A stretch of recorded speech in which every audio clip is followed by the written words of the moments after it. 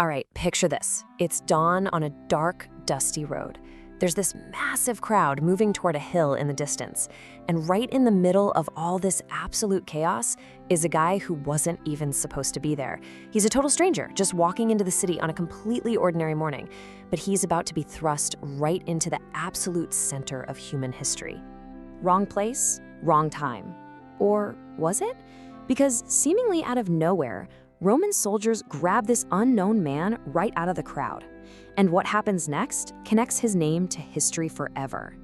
As we dig into our source material for this explainer, we're going to see how this moment actually uncovers a profound message that applies directly to you, right now, today. Let's dive right into Section 1, the road to Golgotha. To really grasp the gravity of this story, we've got to look at the brutal historical context. If you look at this timeline, you can literally see the sheer physical exhaustion just stacking up. By the time he was let out to carry his cross, Jesus had been arrested, dragged through illegal trials all night, mocked by the crowds, and brutally flogged. And our text highlights that this specific form of Roman punishment was so severe, it actually killed people before the crucifixion even started. And then there's the sheer weight of the thing. Roman execution practice meant the condemned had to carry the crossbeam of their own cross to the site. We're talking 75 to 125 pounds. Now, for a healthy person, that is an enormous physical burden. But for a man who had just been flogged nearly to death, it was an objective physical impossibility, which brings us to a breaking point. Now, Scripture doesn't really dwell on the gory details of his physical collapse, but all the gospel accounts agree on this one critical moment. Jesus simply could not carry the cross alone any further. Outside intervention wasn't just helpful, it became absolutely necessary. Moving on to Section 2, a stranger is seized. This is that pivotal moment where the soldiers realize the march is stalling, so they just arbitrarily pick a guy named Simon out of the crowd.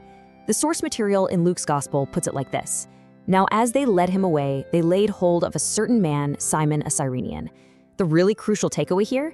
Simon didn't step up out of the goodness of his heart. He didn't volunteer. He was forcibly seized by armed guards. Let's look at Simon's background for a second because it shows just how relatable he is as a bystander. He wasn't one of the disciples, he was just a visitor to Jerusalem coming in from the country. Actually, he was from Cyrene, a city in North Africa, so he had likely traveled a massive distance just to be there. He's literally just going about his business when his completely unremarkable morning is violently interrupted and boom, he's thrust into history. I mean, imagine the visceral confusion and fear. No warning, no explanation, just carry this. Put yourself in his shoes for a second. You're grabbed by armed soldiers in the middle of a hostile, shouting crowd, and suddenly, totally without your consent, you are handed the blood-stained crossbeam of a condemned man you've probably never even met. That leads us right into Section 3, walking beside the cross. This is where the narrative completely shifts to focus on intense physical proximity. Think about it. Simon got closer to Jesus than almost anyone else that day. Picture that scene in your head. He is walking right beside a condemned, bloodied man, carrying the exact weight that Jesus couldn't bear anymore. He was close enough to hear his ragged breathing, close enough to see the wounds, and close enough to witness firsthand the intense suffering right at the absolute center of this historical event. And there's this small but super fascinating detail we get from Mark's gospel. The text specifically identifies Simon as the father of Alexander and Rufus. Now, scholars point out that this detail strongly indicates his sons became well-known figures in the early Christian community. So this unasked for, terrifying moment seemingly transformed Simon's entire family forever. He didn't choose the moment, but the moment changed him. All right, Section 4, the weight of the world. So let's zoom out a bit from the literal physical wood of the cross to what it actually represented. Our source material points back to an ancient prophecy from Isaiah, written centuries earlier, which says, "Surely he has borne our griefs and carried our sorrows." The text makes it incredibly clear that the cross heading up that hill wasn't just physical wood, it was carrying this immense, overarching spiritual weight. Just look at the contrast here. Simon's burden? He was carrying heavy physical wood for a portion of a road. But according to the source, Jesus' burden was carrying the weight of the entire world. He was taking on the immeasurable weight of every human sin, failure, and burden. Jesus was walking toward a moment where he would take on what humanity literally could never carry itself, Which brings us to our final section, a promise for today. This is where we bridge this ancient history directly over to you, because what happened on that dusty road translates into an open invitation. The source shares this incredibly powerful promise from Matthew. Come to me, all you who labor and are heavy laden, and I will give you rest. The crucial takeaway, the text isn't promising you an easy, pain-free life where you never feel the weight of the world. Instead, it's offering an absolute guarantee that you never, ever have to carry your burdens completely alone. Notice how beautifully this connects. Written before the cross, fulfilled on the cross.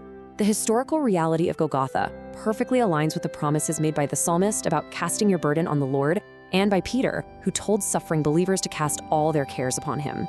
The source really emphasizes that this isn't just some abstract religious concept, right?